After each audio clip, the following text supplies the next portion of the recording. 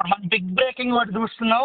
ఏదైతే ఆంధ్రప్రదేశ్కి సంబంధించిన ఆంధ్రప్రదేశ్ క్యాడర్ సీనియర్ ఐపీఎస్ అధికారి అంతకుముందు జగన్మోహన్ రెడ్డి ప్రభుత్వంలో జగన్మోహన్ రెడ్డికి కళ్ళు చెవులు ముక్కు నోరు అన్నీ అయి నడిపించినటువంటి నాటి ఇంటెలిజెన్స్ చీఫ్ ఏదైతే పిఎస్ఆర్ ఆంజనేయులు అనే ఒక వివాదాస్పద ఐపీఎస్ అధికారి ఉన్నారో ఆయన కూటమి ప్రభుత్వం ఏర్పడిన తర్వాత ఏదైతే దేశంలోనే సంచలనం సృష్టించిన ఐపీఎస్ అధికారులు సస్పెన్షన్, దానికి సంబంధించి నటి జత్వానికి సంబంధించి ఒక బాంబేకి చెందిన ఒక హీరోయిన్ ని ఇక్కడ తీసుకొచ్చి నిర్బంధించి ఆవిడ కుటుంబాన్ని అన్యాయంగా జైలు పాలు చేశారనే ఆరోపణలు ఎదుర్కొంటూ ఎఫ్ఐఆర్ నమోదైనటువంటి ముగ్గురు ఐపీఎస్ అధికారులతో పాటు ఈ పిఎస్ఆర్ ఆంజనేయులు అత్యంత కీలకంగా వ్యవహరించారు. ఆ కేసులో సస్పెన్షన్ గురయ్యారు. అయితే సస్పెన్షన్ గురైన అధికారి అమరావతి దాటి వెళ్ళటానికి వీల్లేదు. వాళ్ళు ప్రతిరోజు డీజీపీ ఆఫీస్కి వచ్చి వాళ్ళు సంతకం పెట్టాల్సి ఉంటుంది. మార్నింగ్ నుంచి ఈవినింగ్ వరకు ఆ వర్కింగ్ అవర్స్లో డీజీపీ ఆఫీస్లో వెయిటింగ్ రూమ్లో కూర్చోవలసి ఉంటుంది, విధులేమి అప్పచెప్పకపోయినప్పటికీ కూడా. కానీ దీన్ని లెక్కలేనితనంగా తీసుకుని అలసత్వంగా తీసుకోవటమే కాదు, హైదరాబాద్లో ఉండి కూటమి ప్రభుత్వానికి వ్యతిరేకంగా అనేక కుట్రలకు పాల్పడుతున్నారంటూ ఈనాడు గత 3 రోజుల క్రితం ఒక భారీ కథనాన్ని ప్రసారం చేసింది. దాన్ని ప్రభుత్వం ఎంక్వైరీ చేసి సీరియస్గా తీసుకుంది. అందులో భాగంగా పిఎస్ఆర్ ఆంజనేయుల్ని అరెస్ట్ చేయడం అనేది టోటల్గా 2 తెలుగు రాష్ట్రాల్లో పొలిటికల్గా ఇది ఒక పెద్ద బ్రేకింగ్ న్యూస్ అనే చెప్పాలి. పిఎస్ఆర్ ఆంజనేయుల గతం చాలా దారుణాలతో కూడినటువంటి ఘనమైన నేర చరిత్రకు సంబంధించిన నేరస్తులతో ఆయన సంబంధాలు, అనేక ఆడకూతుర్ల విషయంలో కూడా ఆయన మీద రకరకాల ఆరోపణలు, ఇక అవినీతి అనే దానికి సంబంధించి ఒక నెక్స్ట్ లెవెల్కి ఆయనకి సంబంధించిన అవినీతి కార్యకలాపాలు, ఇక బెదిరింపులకి లెక్కే లేదు అని చెప్పేసి ఒక కాకి యూనిఫామ్ వేసుకున్న ఒక పోలీసు గోండా తరహా పరిస్థితి.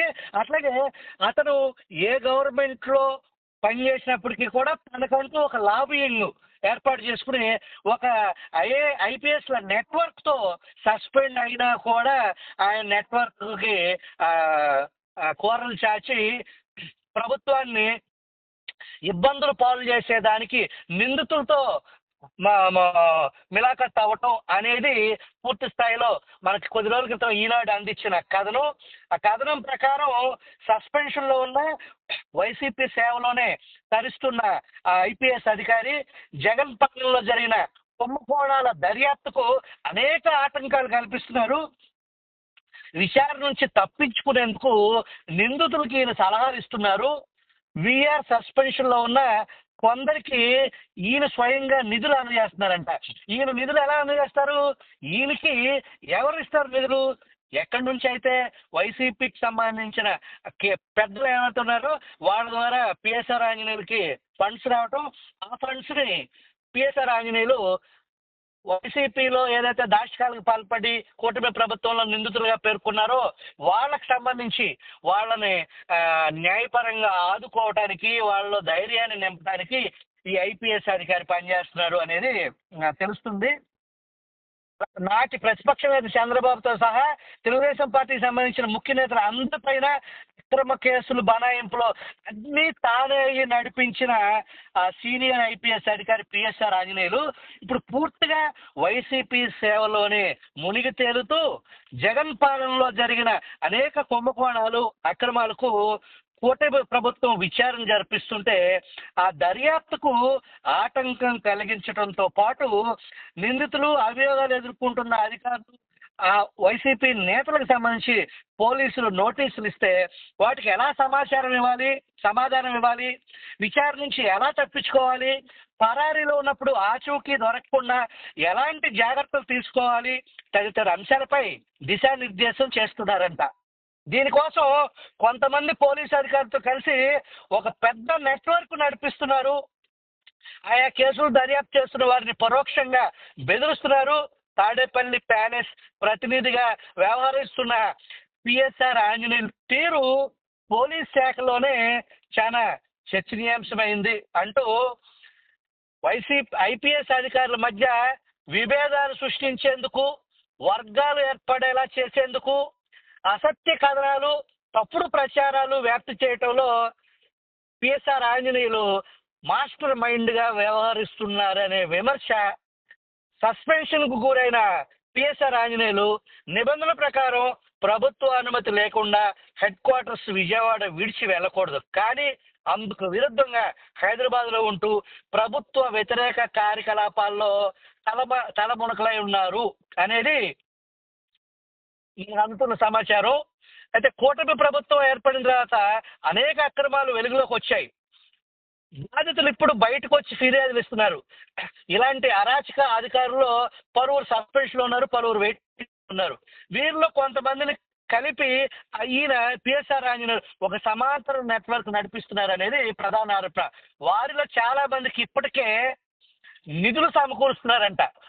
వారి ఆర్థిక అవసరాలకు డబ్బు సర్దుబాటు చేయటం, ఐపీఎస్ అధికారులతో పాటు కొంతమంది డిఎస్పీలు, అదనపు ఎస్పీలతో పిఎస్ఆర్ ఆంజనేయులు నిరంతరం టచ్లో ఉంటూ వారిని ప్రభుత్వానికి వ్యతిరేకంగా నడిపిస్తున్నారు అనేది ఈనాడు ఇన్వెస్టిగేషన్లో తేలిన ఒక నిజం.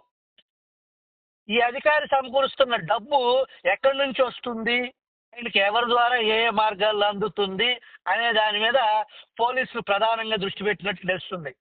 అయితే ఈ కేసులు ఎదుర్కొంటున్న కొందరు అధికారుల తరపున న్యాయస్థానాల్లో పిటిషన్ వేసేందుకు, వాదించేందుకు వీలుగా దేశంలోనే అత్యంత ఖరీదైన న్యాయవాదులను పిఎస్ఆర్ ఆంజనేయులు ఈ అధికారే పిఎస్ఆర్ ఆంజనేయులే ఈ ఐపీఎస్ అధికారే ఆ ఖరీదైన లాయర్లను ఏర్పాటు చేస్తున్నారనే ఆరోపణలు కూడా బలంగా ఉన్నాయి.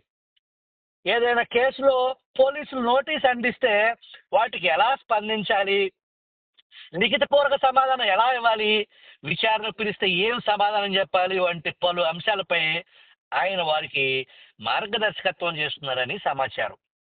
ఓ కేసులో న్యాయమూర్తి ఎదుట వాంగ్మూలం ఇవ్వటానికి ముందుకొచ్చిన ఓ అధికారి ఆ తర్వాత దాన్ని నిరాకరించారు. మౌనం వహించే హక్కు తనకుందంటూ సమాధానం ఇచ్చారు. ఈ పిఎస్ఆర్ ఆంజనేయులు సూచన మేరకే ఆయన అలా వ్యవహరించారు అనే విమర్శలు ఉన్నాయి.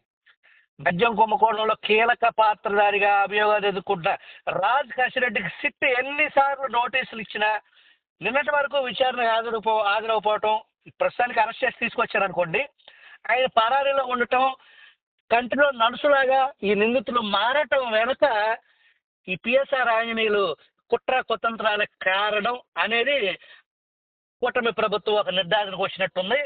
అయితే ఏ కేసులో అరెస్ట్ చేశారు, ఎందుకు అరెస్ట్ చేశారు, కొత్తగా ఏమన్నా ఇప్పుడు మనం చెప్పుకున్న అభియోగాల మీద అరెస్ట్ చేశారా, లేదంటే జత్వానీ కేసులో నమోదైన కేసులో అరెస్ట్ చేశారా, లేదా శాఖాపరమైన అవినీతికి పాల్పడిన దానికి సంబంధించిన అరెస్ట్ చేశారా అనేది మనం కొద్దిసేపట్లో స్పష్టత వస్తుంది.